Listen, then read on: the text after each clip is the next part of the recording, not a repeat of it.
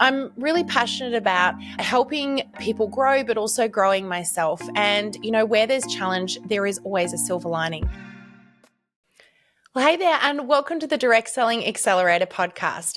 I'm your host, Sam Hine, and it's my honor and privilege today to chat with you around some recent lessons I learned during what I would have to describe as my horror travel experience. Probably in all of the travel that Greg and I do, this would have been my worst ever travel experience to date. And I want to be very careful because it could have been worse, but I don't really want to talk about the problem as such. I don't want to talk about the trip, although I can tell you we had a myriad of things happen, from lost bags to lost carry-on bags, a gastro incident that started and continued for many days, but started on a plane with Addie literally vomiting all over me, and then losing the one bag that had the clothes in it I needed to change into, all the way through to cancelled and delayed flights, resulting in not 24-hour travel experiences, but more like 48-hour travel experiences, all with a 1-year-old attached to me.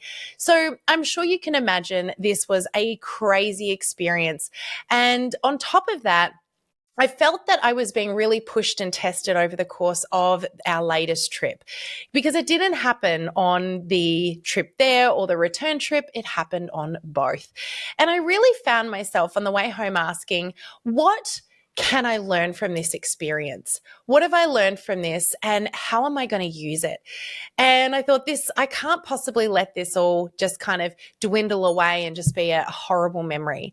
I'm really passionate about helping people grow, but also growing myself. And, where there's challenge, there is always a silver lining. So I got to thinking about it, and I realized something. Although this was a really awful experience for myself, for Addie, for Greg, for probably everyone around us as well, it was actually an incredible experience all at the same time.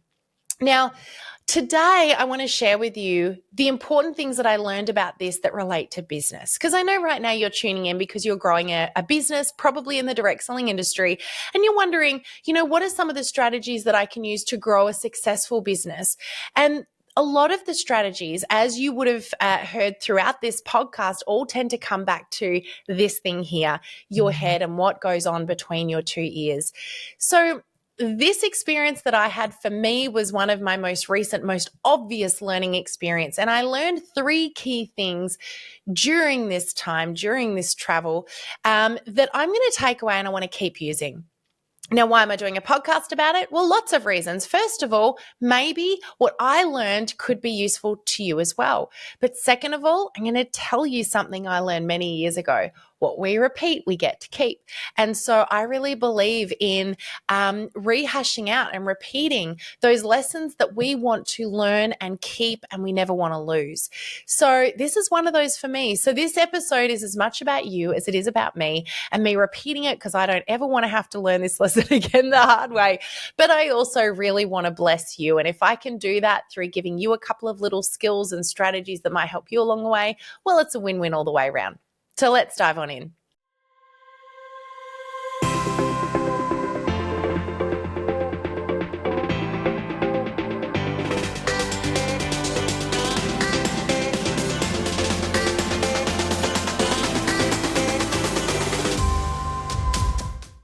Now, in this episode, we're going to call it a power episode. We're going to be nice and quick here, but I do want to explain what this has to do with business to start off with. Business is very much so about the energy, the attitude, the mindset that we bring to the table. Now, while what I learned here that I'm going to share with you, the 3 tips, came from a travel experience, I get a lot of people saying to me frequently that they're very overwhelmed in their business. They don't know what to do to be successful. They feel stressed. They feel anxious. They've just got too much on their plate. And I realized that the 3 lessons I learned during this travel experience are also things that I have done without really thinking about them in order to be successful in business. They're things that I've applied to grow, to be better, to learn. And I hadn't ever really stopped and thought about what these strategies were. I just kind of learned to do them over the years. But as I was sort of in this I guess, bubble of craziness, and everything felt very elevated. It felt very intensified for a period of time. I was able to really observe my own behavior, and I saw myself gravitating towards some of these skills that I hadn't even stopped to think about. Now, these skills are things that I've learned from amazing mentors and coaches over the years, but also through books I've read and through learning and observation. So let me share with you 3 key strategies that I observed myself using that I use every day in business. And I know if you ever feel overwhelmed, anxious, stressed, a little bit like me, you might find these useful for you as well. Now, I do want to just quickly speak into anxiety for a moment. I do talk about this a lot because it is one of the struggles that I personally have. And anxiety is an ongoing learning experience. I call myself a bun in the oven here because, like you, I'm always adapting, learning, growing, changing. This is not something that you fix overnight, probably or ever. But I have done lots of different things over the years. I don't ever want to downplay anxiety or any kind of mental or emotional challenges. I highly recommend, if you are experiencing anxiety or depression or anything along those lines, please seek out some medical help if necessary. I'm a big advocate for that. I have seen psychologists over the years many, many times, and I will openly talk about that because I really do believe that these sorts of things don't get talked about enough. And in my younger years, I really thought that seeing a counselor or a psychologist was a negative reflection on you, that you just can't cope on your own, that you're not as strong or as clever or as good as somebody else. In actual fact, I think it takes great strength to say, I absolutely need to lean on other people in order to be the best version of myself I can be.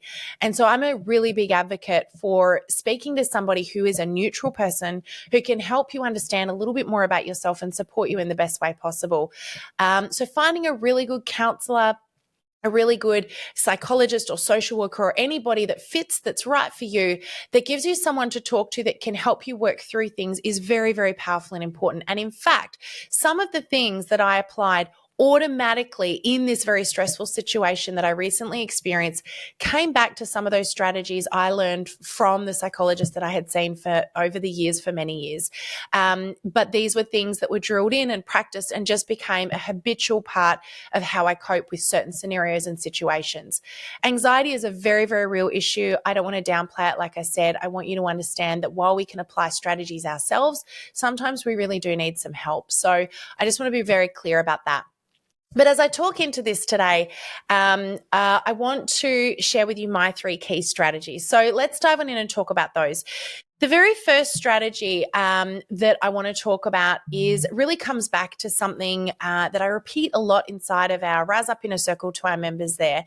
The Rise Up Inner Circle is a beautiful group of business builders that I mentor twice a week, every week. And, you know, part of growing a business and having a really big, hairy, audacious goal, which we all have in that group, is that you have to be aware that there are going to be ups and downs and highs and lows. There are going to be storms. And to be perfectly honest, you are going to be challenged with those goals. You know, there are times that whether you believe in God or the universe, you're going to be tested on your resolve, whether or not you're really committed to achieving this goal. And it's really easy at that point to see the difference between those that are absolutely committed, whose goal has become a must, not a maybe, and those that are really wavering. And I see a lot of people give up very quickly, but not inside of the Rise Up Inner Circle, because we work hard on this. And one of the things that we talk in there a lot about is you cannot control what the world dishes out to you. You can't control the way people might speak to you. You could have a little bit of an impact maybe, but you can't control what people do, what happens in the world around you, the news, you know, the weather. Those sorts of things are out of your control. But if you're anything like me, and you do suffer a little bit maybe from anxiety, which usually stems back to fear, you need to control situations to feel safe. And so a lot of people ask me, for example, Sam, why do you pack so much when you travel? And really, if I were to answer that question honestly, I would say the reason I do that is because it gives me a sense of control over any potential possible situation that might arise. I literally pack for every scenario I can think of. For if we go out, if we're casual, if I want to be comfortable, if I want to be dressed up, if the weather changes, it's hot, it's cold, I need pajamas for hot and cold. We need, if anyone gets sick, I carry around literally a medical kit with me everywhere. Like I carry things for every possible scenario. And I do that because it gives me a sense of control. But what happens when you lose that control? Now, this travel experience I recently had, without going into it, literally took away every piece of control I had. We lost carry-on baggage right after Addie had been sick all over me and all over her. So I now had no spare clothing. My medical stuff had been taken away. We lost other bags as well. Our flights got delayed. Some got cancelled. Like everything that could have gone wrong seemingly went wrong, except for most of our health. And that's one thing I was very grateful for. So one of the things that I will say here is when the world dishes things out, you need to remember that you cannot control that. But what we do get to control all of the time, every step of the way, all throughout your day, is your attitude in the face of those things. And there were several times throughout our recent travel experience where I got to watch myself and pause myself and stop and choose an attitude. There were times where I could feel, a gut instinct come out, which was I wanted to get angry or I wanted to get upset or frustrated or even cry. And I had to stop and ask myself, in this moment, in this time, I can't control what's happening. I can't control the lost bags. I can't control the fact that Addie's just come down with a gastro stomach flu right in the middle of our travel, and we're now both covered in her vomit. Those things I can't control. But the one thing I have control over is how I'm going to respond to this. Now, let me just bring this into context for a moment. It's not about you. The response that you have in those situations could significantly impact those lives of the people around you. And so we can, in a split second, in a moment, change someone's life by saying something in particular, both good and bad. And there are situations, for example, while we were traveling, where I had an option to get really angry at someone who wasn't at fault, but was the person right in front of me, which might have been an understandable, natural reaction, but actually have that person then take that home, impact the rest of their family, maybe impact their workmates, because I had allowed that attitude to flow out of me. So there were many times I had to really pause and stop and say, right, irrelevant of how I'm feeling right now, and we'll get to how to change that in a moment because that was another step I had to take. But irrelevant of how I'm feeling right now, what attitude am I going to choose that's going to help me be the best version of myself I can be in this very moment? And that's a hard choice sometimes, by the way. But how can I be the best version of myself right now? And how can I make the most of this situation and impact people around me in a positive way? Now, I'm going to be really honest with you and tell you this is a really challenging skill for me. It takes a lot of energy and effort to do that. But I will say that one thing that I observed about my incredible husband was his ability in the middle of his entire family being in upset, in pain, in frustration, in worry, in stress, in exhaustion. He was able to calm and be a really centered, calming spirit in that time. But I noticed the attitude he chose with the people we were dealing with. Now, Greg has this mentality, which I really believe is a very special mentality, but again, it's very deliberate, and that is that you catch more flies with honey than with vinegar. Now, as we were going into these scenarios, in situations where probably vast majority of people would have got very angry with the people they were dealing with, I watched Greg walk into those situations, take a deep breath, swallow for a moment, center himself, and then he would always start by asking the person's name. Now, I thought that was a very deliberate and very special thing for him to do, because what he was essentially saying by doing that was, number one, you matter. Number two, I'm going to use your name and show you that you're valued in this moment. But also number three, you mess with me and I know your name now. So I think it did several things there, which I really enjoyed watching that process. But Greg stayed very, very calm, centered, kind, and loving with everyone he dealt with. And I also noticed that he was very, very, very ready to pay compliments everywhere he could. Because as you build people up, it changes the way they respond, not just to the people around them, but to you. And he got, of course, a lot more help where I think others would have got completely brushed off. So And that attitude in itself resulted in us having our luggage delivered in person to us in the business class lounge. This person had to walk the entire way across the airport to help us, something they didn't need to do, but they chose to do because Greg showed them that they mattered. And that was a choice he had to make. So the first thing is choose your attitude. You cannot control what happens around. You can't control what the world dishes out, what people do, how people behave, but you can control your response. And those that do live very different lives to those that allow that gut reaction, the anger, the frustration, all of those things that are naturally going to swell up in really difficult times to come out. Because what we've got to remember is the impact we're having on the people around us and the ripple effect of that impact. You can change someone's life in a split second. So just remember, the attitude you choose is far bigger than this moment that you're in. So that's the first thing. The second thing I learned was when things get super overwhelming, super stressful, and you just simply, those moments where you feel like, I am so worried, I'm so stressed, and I almost can't breathe. I just don't know what to do next. There were situations during our recent travel where I literally found myself doing the following. And I observed myself doing this, going, where did this come from? And I realized these were strategies that I learned to do years ago, and they were still super effective today. And that was this: being present in the moment and giving my all to the one tiny thing I'm doing right now, which is one foot in front of the other. There were times during our trip where I found myself literally going, okay, ordinarily, to make myself feel safe and do all that damage control in my head that I would about every possible scenario, which is part of how my brain works. In this moment, I can't do that because the stress and the anxiety and the worry that comes with that is just too big. Worrying about where my bags are and how I'm going to get changed and how we're going to get on the next flight and what's going to happen with our connecting flight when we land because we're now late. All of those things were just too much. And so what I found myself doing was going, right now, I am walking down an escalator and I'm walking to the baggage carousel. The only thing I need to do in this moment is breathe, center, be calm, and walk as well as I can to that carousel. So I'm going to do the best job of being in this moment and doing what I'm doing right now. And I am not going to think past this point. Sometimes when we get really overwhelmed and really stressed, we need to stop and be present just in the moment with what we're doing. And it's one foot in front of the other. I'm going to use an example here.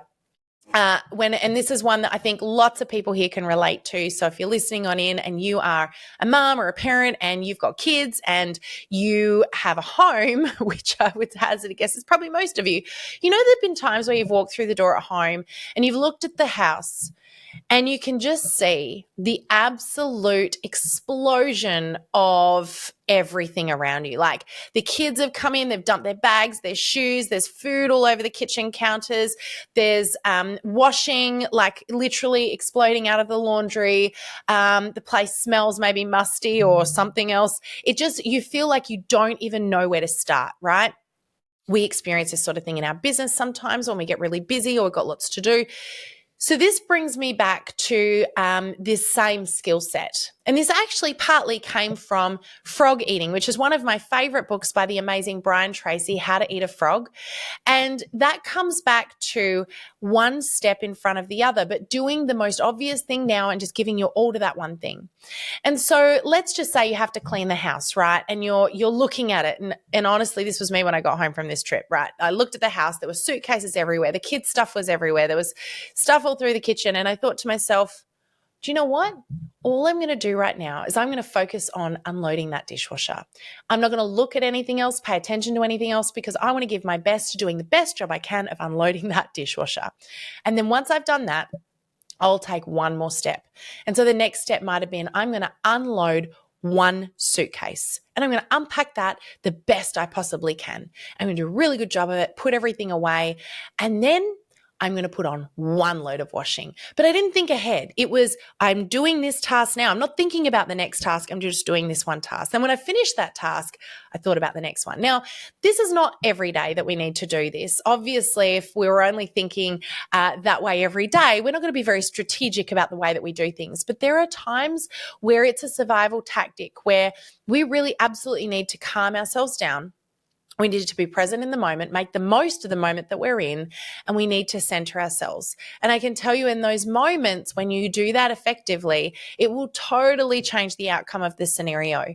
What that did for me when I walked back into that house or while we were traveling and it was all just too much, it meant that I was being a more present, calm, centered a person for my kids and my family as well. And that too is very, very important. That's that ripple effect we talked about. So that is strategy number 2, which is be present in the moment and put one foot in front of the other. Sometimes that is completely necessary. Okay, last but not least is probably the most valuable and important, and it's a skill that I learned from a very special mentor of mine a number of years ago. And I do find myself applying this now regularly, and I guarantee you it works. And that's this. I mentioned to you before that when I get anxious, I know that comes back to fear. Most of you, when you experience anxiety or worry or stress, it comes back to something that is fear-based, something that you're worried about happening. Could be lots of things. But here's what my mentor said to me. He said, Sam, it is impossible to feel fear and gratitude simultaneously. In other words, when you find yourself in a place like that and you recognize, because you're paying attention to your behavior, you recognize that I'm in that place right now, stop for a little moment, take a breath, and think of something in that moment you can be grateful for. There is always, by the way, a silver lining. Let me give you some examples. While we were traveling and I was covered in Addie's vomit and Addie is upset or I'm trying to get her to sleep, I've got no clothes, there's a lot of stuff going on around me. Our plane's late, all of these things are happening. I found myself getting worked up and I went, Sam, fear and gratitude can't be simultaneous, so I'm going to choose one right now. And I chose gratitude. So what I did was I thought about what I could be grateful for in that moment. And that looked like things like this.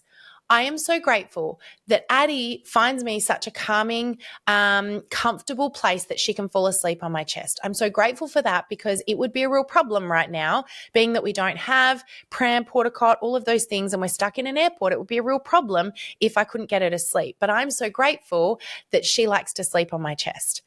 Okay. Next thing was I was so grateful that I had an amazing, calming husband that was able to talk to people for me so I didn't need to do it. I was grateful that we were in an airport that had bathrooms that I could go into and I could wash myself off a little bit and I could clean the front pack.